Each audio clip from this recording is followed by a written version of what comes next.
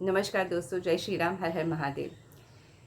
21 अक्टूबर 2024 को मंगल देवता जो है वो कर्क राशि में प्रवेश करने वाले हैं और यहाँ पर वो 20 जनवरी 2025 तक रहने वाले हैं। इसके बाद वो रिवर्स बैकवर्ड मोशन में वापस मिथुन राशि में एंटर करेंगे और वहाँ पर 3 अप्रैल 2025 को वापस मिथुन राशि को छोड़कर कर्क राशि में आ जाएंगे और फिर से वहाँ पर 6 जून 2025 तक रहने वाले हैं।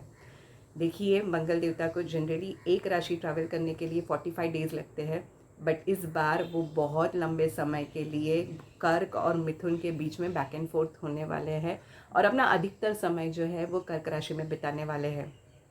जब वो इस राशि में रहेंगे तो उनकी गति बहुत स्लो हो जाएगी और वो एक योग फॉर्म करने वाले हैं। शनि के साथ 6-8 एक्सिस का एक योग फॉर्म होगा और वो ट्राइन में रहेंगे विद राहु। तो इसके कारण इन तीनों की टीम जो है वो हमारे जीवन में बहुत सारे गहरे प्रभाव लेकर आएगी। तो आइए एक एक करके जानते हैं कि हम पर और देश दुनिया पर इसका कैसा असर रहेगा। तो देखिए, सबसे पहले इस समझ लेते हैं कि मंगल देवता क्या है हमारे जीवन में। ऐसा नहीं है कि मंगल देवता की गति जो स्लो होने वाली है और वो जो कर्क राशि में एंटर करने वाले वो किसी यूनिवर्स में कोई घटना है, but it is actually the qualities of Mars. Mangal देवता की जो हमारे अंदर की जो क्वालिटीज़ है वो सब जो है वो डिस्प्लेस होने वाली है। मंगल देवता क्या है? मंगल देवता हमारे अंदर की फायर है, अपने डिज़ायर को फुलफ़िल करने की, अपने पैशन को परस्यू करने की हमारे अंदर की करेज है, हमारे अंदर का एग्रेशन है, हमारे अंदर की इम्पल्सिविटी है। वो एक रनर है, वो गति उनको पसंद है, वो एक वॉरियर है। तो हमारे अंदर की ये सारी क्वालिटीज़ जो है, जो पहले पर्पस ड्रिवन रहती थी, वो अब क्या किसी कारण से हम अपनी हमारी करेज जो थी वो एक पर्पस ड्रिवन रहती थी, किसी कारण से हम लॉजिकली तर्क वितर्क करते थे। पर अब क्या होगा कि ये सारी क्वालिटीज़ जो है वो हमारे भावुकता और हमारे इमोशंस से प्रभावित हो जाएगी। और इमोशंस कैसा है? इमोशंस तो हमारे बदलते रहते हैं हमारे मन के अनुसार।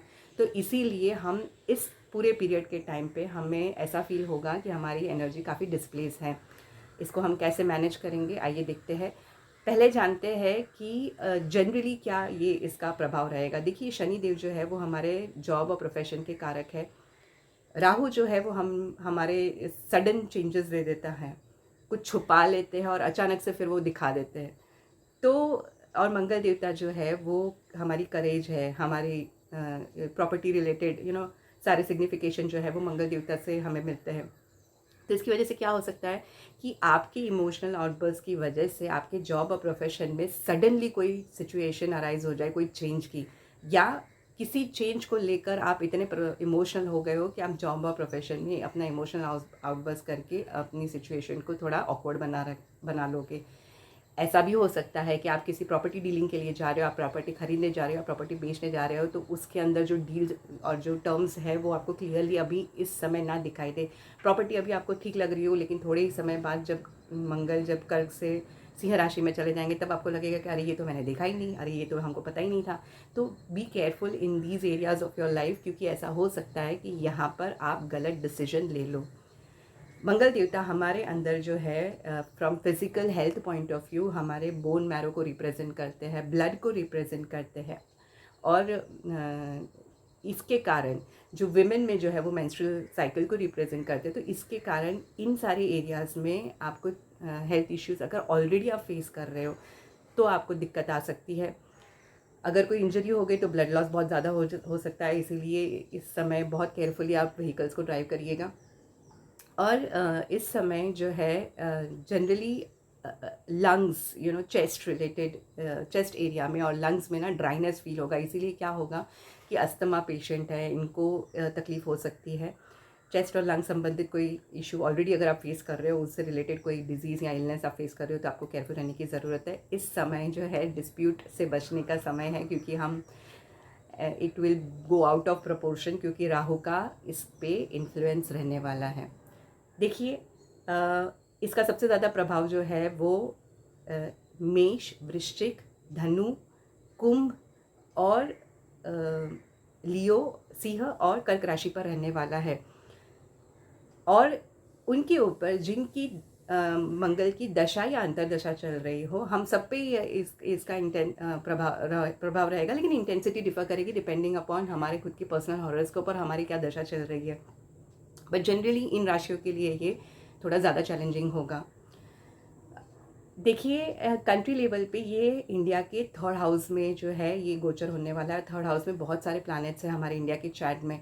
तो जनरली थर्ड हाउस क्या रिप्रेजेंट करता है? रेलवेज, ट्रांसपोर्ट, कम्युनिकेशन, प्रेस और जो है एक्सीडेंट्स वगैरह होना, रेल एक्सीडेंट्स होना, जनरली ये सारी एरियाज प्रभावित रहेंगे। ईस्टर्न जोन जो है वो दुर्घटना होने की वहाँ पे संभावना रहेगी।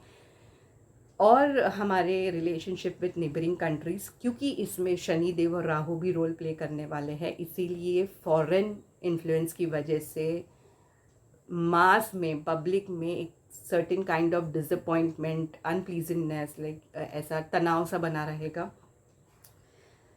इस समय जो है मास जो है वो कॉपर को रिप्रेजेंट करते हैं, स्पाइसेस को रिप्रेजेंट करते हैं, और डिफेंस, रेलवे, इन सबको रिप्रेजेंट करते हैं। तो इन ऐसी इंडस्ट्री में जो लोग काम करते हैं, फायर फाइटिंग इंडस्ट्री में जो लोग काम करते हैं, या मैन्युफैक्चरिंग सेक्टर में जो काम करते हैं, उनको थोड़ा केयरफुल रहना चाहिए from avoiding any sort of accidents. तो अपने health safety point of view से आपको अपने जो प्रोटोकॉल्स है उसको स्ट्रेंथन करने की ज़रूरत रहेगी। तो क्या हमको नहीं करना है इस समय दौरान? तो देखिए, हमको अगर हो सके तो buying and selling of property you should avoid, क्योंकि आपको अपॉर्चुनिटी मिलने वाली है, आपको मिलेगी, क्योंकि मंगल देवता अगर कर्क राशि में आ रहे हैं तो आपको वो अपॉर्चुनिटी आएगी। लेकिन ऐसा हो सकता है कि जब वो सिंह में चले जाए तब आपको लगेगा कि अरे ये तो मैंने गलत डिसीजन ले लिया। सो बी केयरफुल, क्योंकि अभी क्या हुआ रहेगा कि जब अब वो मिथुन में रहे होंगे तब आपने अग्रेशन में आके कुछ भी बोला रहेगा, कुछ भी कम्युनिकेट किया रहेगा, कोई भी नया वेंचर स्टार्ट किया रहेगा, वो अभी आपको सडनली ऐसा फील होगा कि अरे मैंने कहाँ ये स्टार्ट कर दिया, कहाँ मैंने ऐसा बोल दिया। सो अब उसका इमोशनल इफेक्ट आप पे आने लगेगा। तो अब जब वो कर्क में रहेंगे तब जो आपने एक्शन लिए है उसका इफेक्ट आप रिग्रेट करोगे जब वो सिंह राशि में चले जाएंगे। सो इसीलिए be careful in property dealings. किसी को कमिटमेंट देना, किसी को भावेश में आके इम्पल्स में आके किसी को कमिटमेंट दे देना, या किसी के साथ झगड़ा कर लेना, लिटिगेशन में फंस जाना, डिस्प्यूट कर देना, इन सब से बचिएगा, क्योंकि समय अच्छा नहीं है। और इन ये सारी मैटर्स को लेकर, हाँ, लेकिन ये आपको बहुत हार्ड वर्किंग बनाएगा।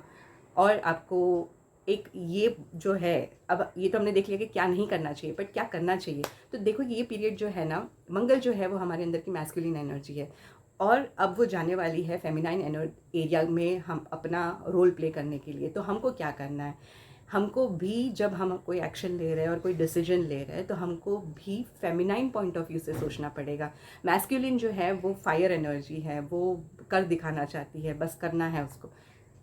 फेमिनाइन जो है वो ठहराव चाहती है, वो सरेंडर की एटीट्यूड रखती है, जबकि मैस्कुलिन जो है वो कैप्चर किसी भी हालत पे अचीव करने की जो है वो ऐसी टेंडेंसी रखते हैं जनरली।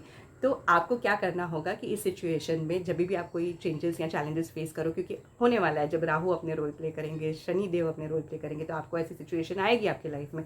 तो आपको सिर्फ ये याद रखना है कि हमें ऑपोजिट पॉइंट ऑफ व्यू से सोचना है, अपनी दृष्टिकोण को बदल कर सोचना है, फेमिनाइन पर्सपेक्टिव से सोचना है, और उससे अलाइन हो जाना है। तो क्या होगा कि आपको ये ट्रांजिट जो है वो बहुत स्मूथ लगेगा। अदरवाइज आप फ्रिक्शन पैदा करोगे, जिसकी वजह से आपके इमोशंस को, और आप खुद तो इमोशनली हर्ट होगी और आप दूसरे लोगों को भी हर्ट करोगे।